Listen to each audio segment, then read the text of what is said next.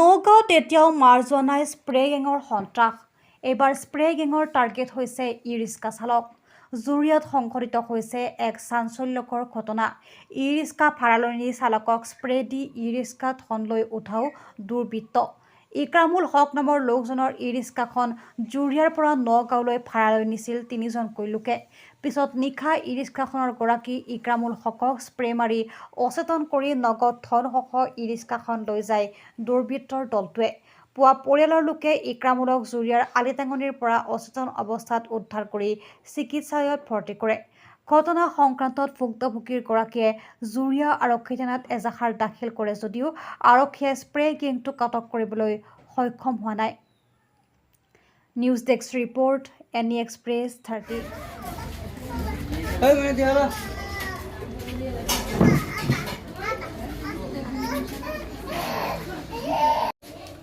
মোৰ টমটমখন চুৰি কৰি লৈ গ'ল। মই কেনেকৈ নিলে?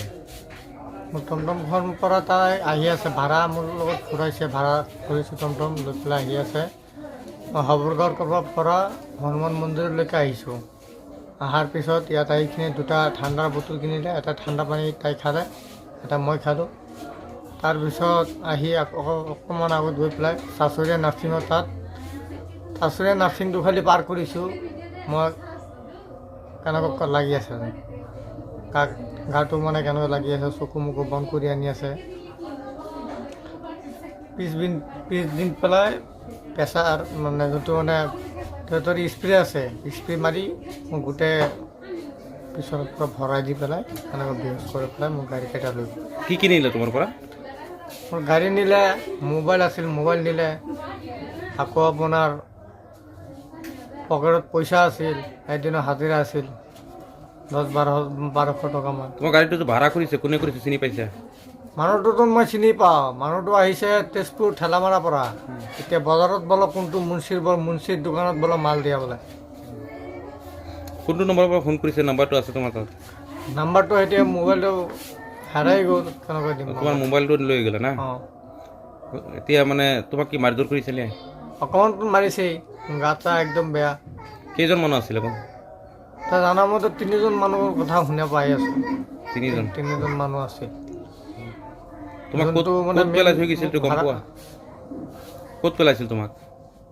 মোক নি পেলাই আলিটিঙনি এই জংঘলৰ ভিতৰত পেলাই থৈছে।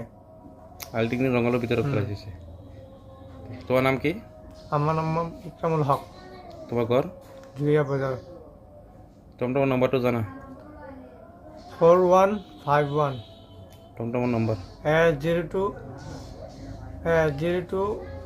ER 4151। ঘটনা সম্পৰ্কে কেছ কৰিছা? অঁ। ক'ত কৰিছা? জুৰিয়া থানাত। আৰক্ষীয়ে তদন্ত কৰিছেনে? এতিয়া মই আজি এজাহাৰ দি থৈ আহিল। এতিয়ালৈকে তদন্ত কৰা নাই? এতিয়ালৈকে কৰা নাই। আজি ৰাতিপুৱা আমাৰ ভাতিজা টমটম চলায়। টমটম চলাওঁতে টমটমটো লৈ গ'ল চোৰে আৰু মোবাইলটো লৈ গ'ল, টকা পইচা যি আছে লৈ গ'ল। মই এজাহাৰ এটা দিলোঁ ১২টা বজাত, এতিয়ালৈকে তদন্ত কৰা নাই। ক'ত এজাহাৰ দিছিলে? এই জুৰিয়া থানাত। জুৰিয়া আৰক্ষী এতিয়ালৈকে তদন্ত কৰা নাই? এতিয়ালৈকে তদন্ত কৰা নাই। তো টমটমখন কেনেকৈ নিলে? টমটমটো স্প্ৰে কৰি ল'ৰাটো এতিয়া মৰা অৱস্থাত স্প্ৰে কৰি পেলাই লৈ গ'ল। ক'ৰ পৰা নিছে বুলি গম পাইছে? আমি গম পাইছোঁ আলিটিঙিনিৰ পৰা লৈ গৈছে, জামগুৰি। এনে টমটমটো কিয় নিছিল তাত ভাড়া হিচাপত লৈ গৈছিলে। ভাড়াত কোনে কোনে নিছে গম পাইছে? ভাড়া এই ঠেলামাৰা মানুহটো গৈছে, ঠেলামাৰা ঘৰ। এই মেচিন আনিব, জুচ মেচিন আনিব 20টা, নগাঁও যাই পেলাই আকৌ গুচি আহিব, লগে লগে গুচি আহিব। ভাড়া হ'ল 400 টকা। এতিয়া আপুনি আৰক্ষীক কি দাবী জনাব? আৰক্ষীক কম যে এইটো তদন্ত কৰিবলৈ। আপোনাৰ নাম?